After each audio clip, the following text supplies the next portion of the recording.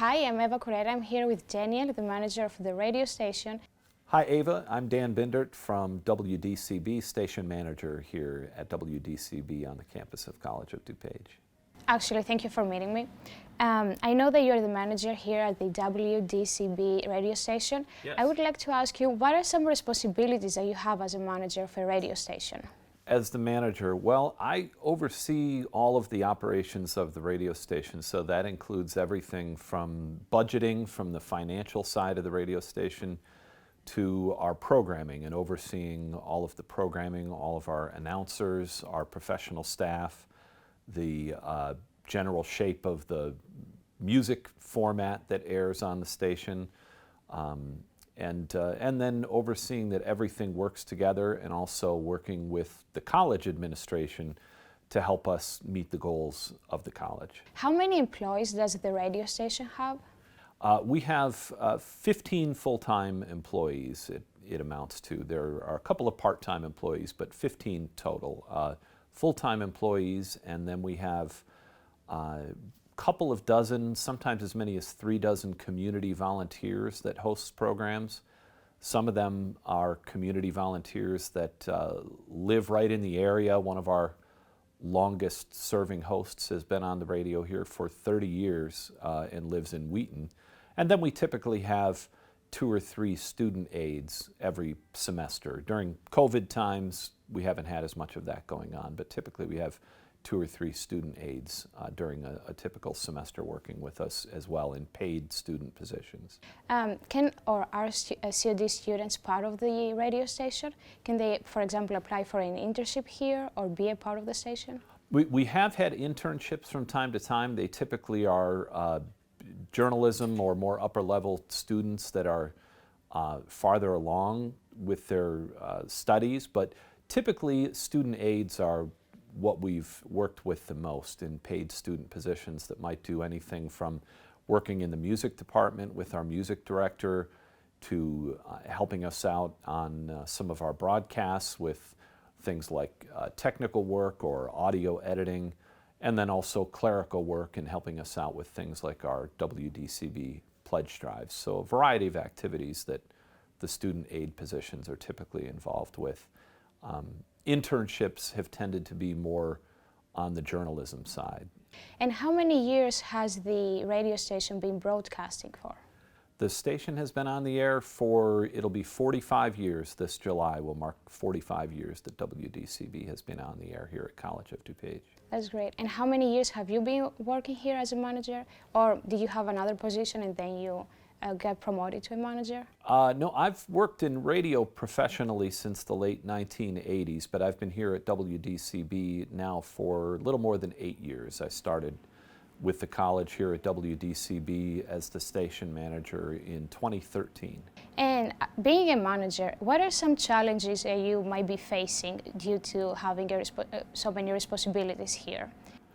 You know, I don't see it so much as a challenge. It's just really exciting because I have different things that I get to do every day. Sometimes it's more dealing with programming, sometimes it's more with music, sometimes it's with staffing, other times it's with budget, other times I might be involved in public events that we do where we have live broadcast events from venues in Chicago and in the suburbs.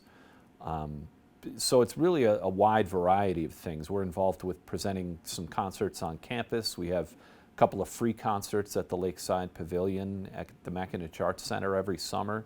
So we're looking forward to getting those back, so we're planning those. So I find it very exciting. I get to do a lot of different things. My job is never the same one day to the next. So what does a day in the life of a radio host or a radio manager looks like? For me, again, every day is different. So some days I might come in and have interviews, phone calls. These days, a lot of Zoom calls or meetings, things like that. Any job these days involves a lot of answering emails, but then it's also checking with staff and strategizing for what we might do for a special programming initiative. For instance, we have next week we have a live broadcast from the MAC of the COD Jazz Studies director, Matt Shevitz. He's going to be doing a live Friday at noon event. They do a Friday at noontime music series where they do these musical performances. And we're going to be doing a live broadcast. So I'm working with Matt on setting up the technical aspects of that so that we can do a live broadcast on the radio from over at the MAC. I was working with people in the motion picture television department on some future promotional materials they're doing, so I'm doing some voice work for them, so I might be connecting with them on something like that. And then working with a lot of our musicians that are in Chicago for events. We're setting up those summer concerts right now, getting the concerts booked, so we'll talk about ideas or themes that we want for the concert and try to book the musicians, figure out a budget that we can do it within to keep it within our budget, and then figure out how to promote it. So there are a lot of different things that might come day to day. It's always something different, really. The last 2 years have been very challenging for most of people due to the pandemic. How has COVID affected the radio station? You know, it's been a very interesting time. Obviously, like you said, for everybody, it's been a challenging time. For us at the radio station, it has worked out fairly well. I mean, I have a very dedicated staff, both my volunteers that work for the station from the community and also our in-house professional staff. Everybody has just given a huge, incredible effort to keep the station running to our listeners as if nothing happened. Our listeners would still hear us 24/7 every day of the year. We broadcast live from our studio, even on Christmas Day. There's a live announcer in the studio here. Even with COVID, it worked out okay for us, mainly because especially at the beginning of the pandemic, we were giving a lot of health and safety information out when this whole thing was so new and we were all, as a society, just figuring it out. And so WDCB was able to play a role in helping with community information here in DuPage County. But we continued to have live announcers in the studio. We were still typically only one person in the studio at a time, so we were able to stay socially distanced. So our morning announcer would come in, and at the end of an air shift, they'd have to maybe play a longer song, wipe down all the equipment, open the door, spray disinfectant in the room, clear it out for 10 minutes, and wait for the next announcer to come in so that they could have an exchange of air in the room. But otherwise, we were masked up and just completely working sort of one at a time, but all as a team. And we were able to keep the station on the air 100% of the time. And the interesting thing we found is that we have approximately 150,000 listeners across Chicagoland for our FM broadcast, and then another maybe 15,000 people that tune in every week around the world to our online stream.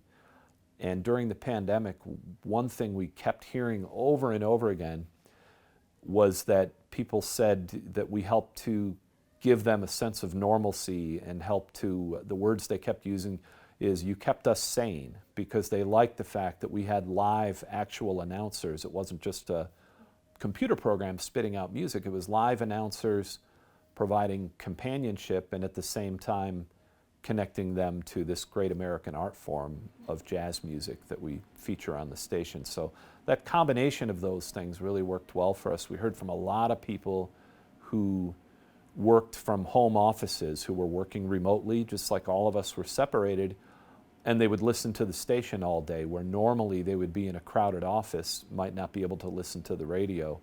But because they were alone at home or in their home office, it provided them with a nice backdrop and nice companionship. And so it's, in a strange way, it's actually helped the radio station as far as our broadcasts, although we have not been able to do all of the normal public engagement, community engagement, concerts and things like that we would normally do. Having all that experience for all those years, do you think that the streaming services nowadays are affecting the radio in a bad or a good way? You know, for us, it's interesting. It may be different for us than, say, a typical commercial radio station, but it's affected us in a good way. I think radio overall, there's no denying that broadcast radio is not quite as important culturally in society as it used to be. It's just not it's not quite as ubiquitous for people as it used to be. But for anything we've lost on the broadcast side, and most of our listeners still listen to the actual radio broadcast, but we've gained a lot on the other side from listeners online, including now this audience that's around the country and around the world that tune in, because not every city or town has a jazz station. We have this specific format that brings people jazz and blues, and Chicago is so known for that internationally. Chicago is known as the blues capital of the world, and is known as one of the places where jazz music historically came about and flourished all the way back to Louis Armstrong in the 1920s, and then still has this very vibrant jazz scene of great musicians that are coming up in Chicago and becoming worldwide, world-renowned musicians. So people around the world have sought us out and found us as a place where there are still real knowledgeable jazz announcers that share the history of the music and do it from a Chicago point of view that they might not get from Spotify or Pandora or whatever other system they might use to listen. And then again, a lot of cities don't have jazz radio stations at all anymore. So we're kind of a unique thing, and people seek us out. So we've gained a lot of listeners around the world through our stream. And it just makes it easier for everybody to tune in with a Alexa smart speaker in their home or with your phone. Now people can use their phones to listen just as easily as they used to use a portable radio that they would carry around. So overall it's helped us. And lastly, I would like to ask, what is a key element that makes this radio station unique?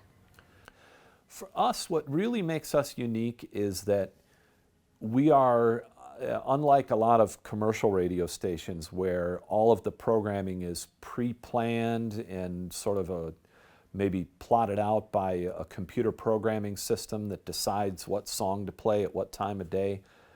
Ours is a lot more free-form, but it's all done by very knowledgeable people. All of the people on the air here, whether they're jazz hosts or we have a folk show and we have an Irish music show, we have a Latin jazz show, Brazilian jazz show, and all of the hosts of all these programs are super knowledgeable. They are all people that are deep into the history of the music, so they're able to present. It's almost like a lifelong learning classroom over the radio where people learn about jazz music and the history of it. It's a great American cultural art form that's become a worldwide thing. A lot of the musicians that perform now might not be from America, they're from anywhere in the world, but the core of it and the roots of jazz and blues are still here in America, and especially in the Chicago area. So all of that, I think, comes out in our programming, and all hosted by real people that really live this music and love it and know the musicians and the history inside. It's not just someone reading about it or playing artists that they don't know about. It's really a genuine love of the music that I think comes out through our programming.